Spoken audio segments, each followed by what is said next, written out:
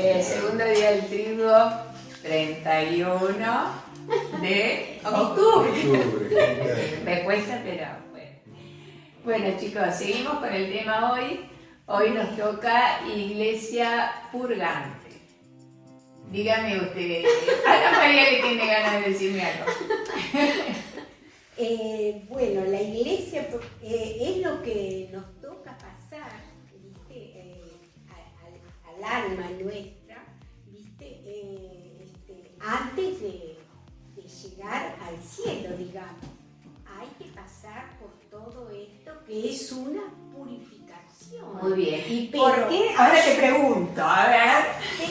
Pero los que ayudan son los que están en la tierra, ¿viste? O sea, vos fíjate que el alma ya dejó la tierra.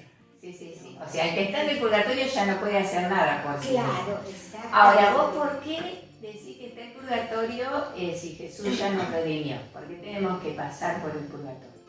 Y porque todos necesitamos una purificación que sería una preparación realmente para poder llegar al cielo. Pero, ¿es necesario, Padre, sí o sí pasar por el purgatorio? En la medida en que en esta vida he terminado pegado a muchas opciones que no son Dios. Es decir, el purgatorio es una continuidad muy cercana a la vida. La muerte no es tanto como pensamos, un antes y un después. O sea, después seguimos de alguna manera, si bien no con las pasiones como cuando estamos en la materialidad, de alguna manera apegados a cosas que no son trascendentes. Y bueno, si tenés el alma pegoteada a la plata, por ejemplo, y seguirás ahí mirando eso y no pudiendo ver a Dios. Claro, pero no es porque Dios se te oculta, no, sos vos el que dirige su es una mirada. cuestión de justicia. Claro. En un retiro nos explicaban, a ver, lo voy a hacer rapidito, pero, nos lo explicaban con un cuentito, el cuentito de Danielito, nos decían. Entonces decía que Danielito era un niño muy travieso que jugaba siempre a la pelota en la vereda, pero como en la vereda del vecino era más grande, se iba a lo del vecino que quedaba enfrente. Entonces el vecino decía, salí de acá que me va a romper el vidrio. La mamá lo llamaba, pero Danielito jugaba igual, hasta que una tarde dice un sol bárbaro, qué sé yo, unos ruidos a vidrio, crash, crash, crash, y Danielito sale corriendo y se mete en la casa y se encierra en la pieza. Entonces va la mamá y le dice, Danielito, ¿qué pasó? Ay, no, le rompí el vidrio a don Ramón, me va a matar. No me animo a nada, andá a pedirle disculpas. Entonces Danielito va y le pide disculpas a don Ramón, llama todo lleno de vergüenza y le dice, le rompió el vidrio, sí, ya me di cuenta, perdóneme, lo perdono. Ramón lo perdona, como cuando nosotros vamos al confesionario y nos perdona. Pero dice, el vidrio hay que pagarlo. Ah, sí, bueno, y yo no tengo plata. Bueno, pero entonces vas a venir, vamos a hacer un arreglo, vas a venir 6 sábados a la mañana y me vas a limpiar el patio. Con eso vas a ir pagando la deuda. Que sería un poco lo que nos pasa a nosotros en esta vida, cuando nos van pasando cosas y vamos pagando nuestra deuda de los vidrios rotos que tenemos. Pero, ¿qué pasa? Él iba a pagar al segundo sábado, cuando va a cruzar la calle, no que un auto lo pisa y da en el y no pudo terminar de pagar la deuda. Y ya no podía hacer nada, ¿no? Que un poco es lo que nos pasa cuando vamos a... Entonces viene la mamá y dice, bueno, yo voy a seguir pagándole, yo voy a venir los sábados y voy a seguir pagando esa deuda. Serían las indulgencias parciales que vamos pagando por los difuntos, ¿no? Cuando le ofrecemos misas, cuando rezamos, por ejemplo, entonces vamos pagando la deuda de ellos que ya no la pueden pagar. Y por ahí viene el padre que cobró una platita, el padre de Danielito, y le dice al hombre, bueno, mire, don Ramón, le pago todo, cancelamos y ya no venimos más y terminamos de pagar el vidrio, que sería la indulgencia plenaria, digamos. Que venimos, le pagamos toda la deuda y Danielito puede quedarse tranquilo que ya pagó todo. Entonces sería un poco eso, ¿no? Que las deudas que nos quedaron con nosotros, que no hemos podido saldar, nos quedamos en el purgatorio, pero necesitamos de alguien que nos la pague, porque nosotros ya no podemos pagarlo. ¿No? Me parece un ejemplo que sirve para entender lo que sería y la importancia de las indulgencias. Yo el otro día escuchaba que en España vino la dama, no sé cómo es que llaman eso cuando vienen las inundaciones, y encontraron en un departamento, dice un hombre que hacía no sé los años, dice que había muerto y que nadie se había enterado, porque se nota que no tendría familiares, no tendría nada, decía no sé cuántos años, decían que debería llevar muerto en ese departamento y que nadie nunca se había dado cuenta. Yo digo, pobre hombre, o sea, nadie. Por eso lo importante también de decir, bueno, por la más necesitada, por la que nadie reza, cuánta gente muere sin ningún familiar, que después uno dice, nadie le va a ofrecer una misa, nadie va a rezar un rosario por esa alma. No todo lo que podemos llegar a hacer. Es que yo pienso esto, Virginia, es que no sabemos, ¿viste? Porque a veces se piensa, ay, se murió, bueno, ya está, se murió. Pero resulta que esa persona, ese familiar, el que une el cielo y la tierra. ¿Y cómo va a estar unido? Con la oración nuestra. Si nosotros no rezamos por ese familiar, y queda solito, así como vos decís, el Señor de España.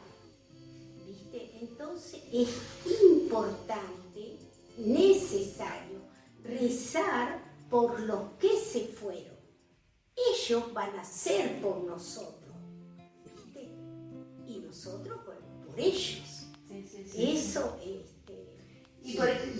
no olvidarnos, o sea, no olvidarnos sobre todo. Porque incluso en esta comunicación que está entre la iglesia peregrina, la iglesia del purgatorio y la iglesia triunfante, es la conexión que hay, ¿no? De la misma forma que yo puedo hacer mucho por la iglesia purgante, la iglesia peregrina, la iglesia purgante puede hacer mucho también por la iglesia peregrina.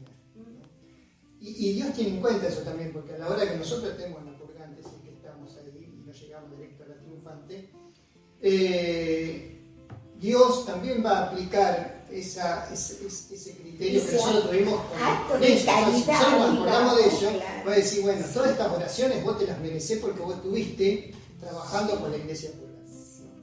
Y a veces nosotros tenemos esa idea de que vamos a ir sí o sí al purgatorio, porque lamentablemente estamos en esa mentalidad de esquivar el sufrimiento. Nosotros le esquivamos el sufrimiento y no nos gusta purgar, nada, ¿no? Esquivamos ni siquiera el ayuno casi, ¿no? Por eso es tan importante el ayuno, que nos da conciencia de lo frágiles que somos, nos da humildad y al mismo tiempo nos predispone a sufrir. Y el sufrimiento para este mundo de hoy es vano.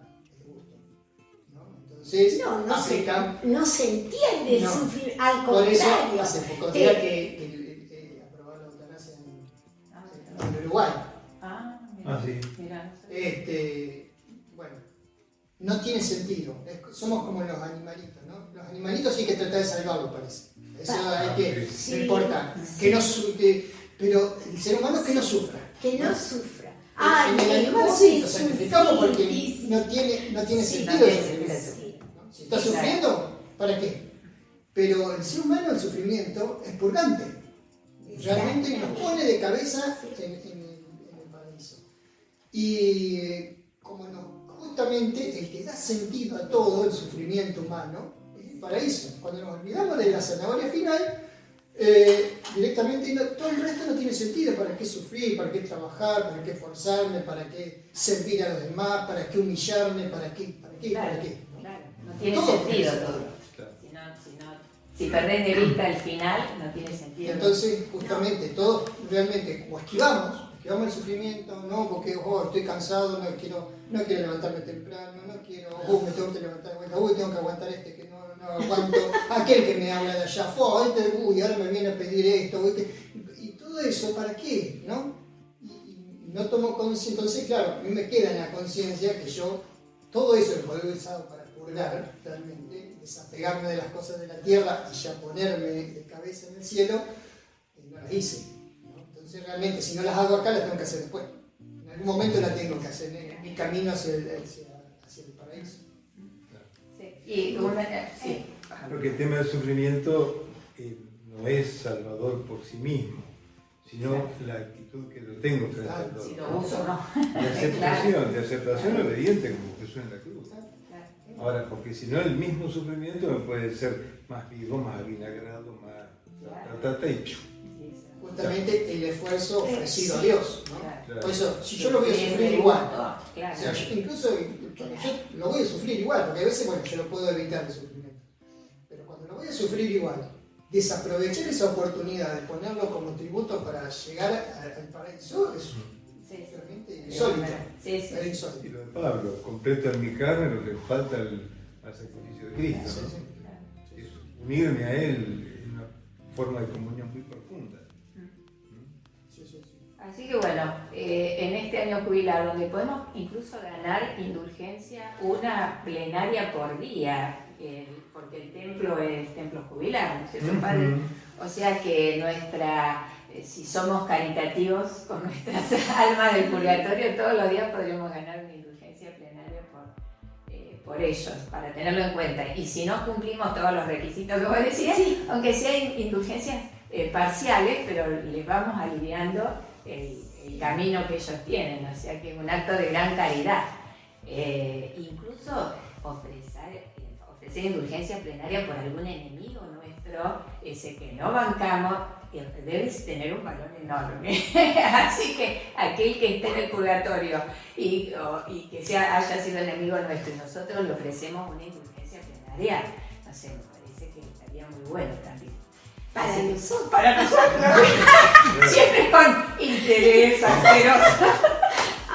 Bueno, interés. Algo más, si no nos vemos esta tarde en el trigo. Bien. Está bien. Hasta luego.